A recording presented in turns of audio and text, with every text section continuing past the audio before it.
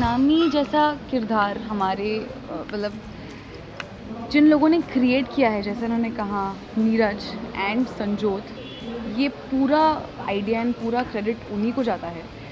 And सब लोग अनामी के कैरेक्टर को बहुत कॉम्प्लिकेट कर रहे हैं। अनामी का किरदार बहुत सिंपल सा है। वो बदतमीज़ नहीं है, शी ज़िद्दी स्टबर्न है, बट वो बस अपनी लाइफ जीना चाहती है। And she is a very lovable character. And Banaras को पूरा सर पे बिठा के रखती है। बनारस की रानी है वो, पान खाती है, मोपेड चलाती है। So she is full of spunk and she is full of life. This is all about Anami. वो लाल महल एक पर्पस से आती है एंड वो क्या पर्पस है वो तो आपको शो देखकर ही पता चलेगा। बट ये जो सफ़र है from Banaras to Lal Mahal and Lal Mahal to what next, even we don't know. So यही दिस इज़ ऑल अबाउट रिश्तों का चक्रव्यूह। एंड जो लाल महल के जो सारे किरदार हैं, I am not only concern about Shatrupa, but जो सारे कैरेक्टर्स हैं उनकी एक अलग स्टोरी है। बहुत कुछ है कहने को एंड दिखाने को। सो आप देखेंगे कि रिश्तों के चक्रव्यूह में कैसे अनामी फंसती है और कैसे उससे निकल पाती है या फंस जाती है। हाँ, बिल्कुल नहीं। अनामी का किरदार ही ऐसा है कि वो जो भी करेगी अपने मन से करेगी, वो किसी की सुनेगी नहीं। And when it comes to Shatrupa तब तो बिल्कुल भी नहीं सुनेगी। सो एक जब कोई 17 साल की लड़की होती है जिसकी अपब्रिंगिंग इतनी साफ और सिंपल हुई होती है, तो उसका बुराई से इन्फ्लुएंस होना नामुमकिन होता है। She is not someone who will get carried away.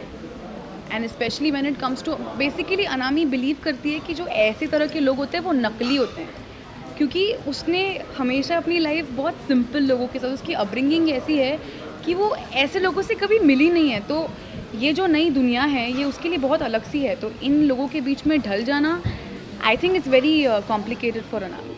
सिटाशन चलता ही रहेगा, they will never get along, क्योंकि जिस वजह से ये रिश्ता ठना है वो वजह बहुत बड़ी है।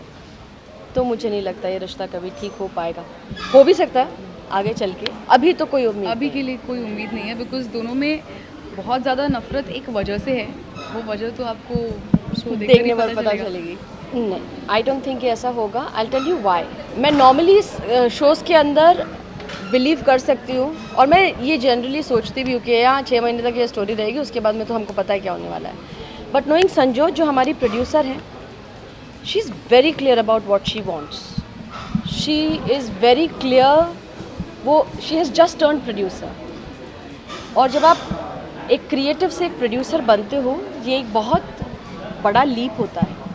जब आप अपना पहला शो करते हो, it shows what kind of a person you are and what you want to show. क्योंकि इतने सारे प्रोड्यूसर्स हैं, इतनी सारी कहानियाँ हैं, चैनल किसी को भी क्यों नहीं दे दे। But Sanjot looks very focused. वो चाहती है कि वो अपने तरीके से ही टेलीविज़न की दुनिया में छोटा सा ही सही एक चेंज ज़रूर लाए। इसीलिए इस शो के अंदर हर कैरेक्टर इम्पॉर्टेंट है। सिर्फ शत्रुपा, सिर्फ अनामी, सिर्फ कोई hero, it's not like that. जो गीतांजलि है, जो अंजू जी हैं, वो इम्पॉर्टेंट है। जो अजय है वो इम्पॉर्टेंट है। Sangeeta very important. Each and every आप किसी एक को निकाल दोगे तो ये स्टोरी कोलैप्स हो जाएगी। आप किसी को भी नहीं निकाल सकते। And that is why I feel कि 6 महीने बाद में ट्रैक नहीं बदलेगा।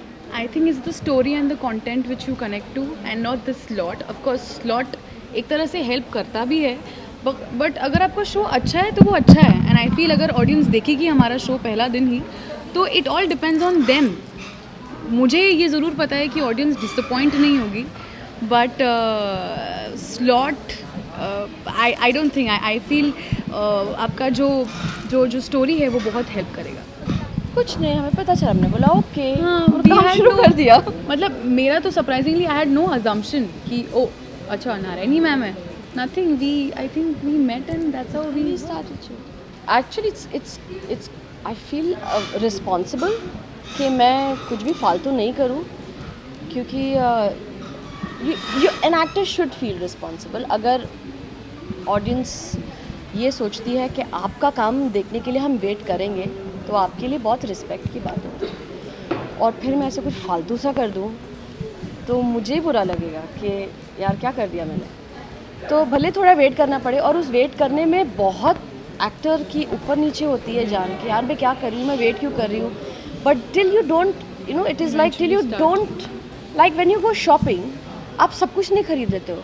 आपको एक ऐसी चीज़ अच्छी लगती है, अरे that is what I want. Click suddenly. You can not just do anything.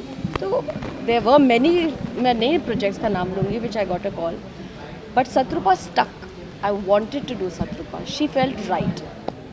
I don't think मैंने ये अपने आप के लिए चुना कि no I am going to do this. Somewhere it clicked and I feel Anami has chosen me for this character. And मैंने हमेशा से बहुत सिंपल सीधी सादी लड़की का कैरेक्टर किया है. ये मुझे लगा कि एक तरह से मेरे लिए एक चैलेंज होगा, क्योंकि ये character is not only about having fun on guards. It has a lot of layer into it too, क्योंकि हर कैरेक्टर शो में सिर्फ पॉजिटिव या सिर्फ नेगेटिव नहीं है, बहुत कुछ करने के लिए है. And every character and every thing has a story to portray too. And I think that's the reason Rishton Ka Chakravyuh it is what it is right now. Fans के लिए कहूँगी मत देखो शो मेरा प्लीज़. फैंस से ये कहना चाहूँगी मैं कि आप लोगों ने इतना वेट किया है, मैंने नया शो किया है. शो सचमुच बहुत अच्छा है. एक एपिसोड देख लो और डिसाइड कर लो. प्लीज़ शो देखिए. एंड मैं हमेशा की तरह यही नहीं कहूँगी कि ये बहुत अलग शो है, ये वो ब्ला ब्ला ब्ला. आप खुद डिसाइड कीजिए. Watch the first episode and let us know how the show is.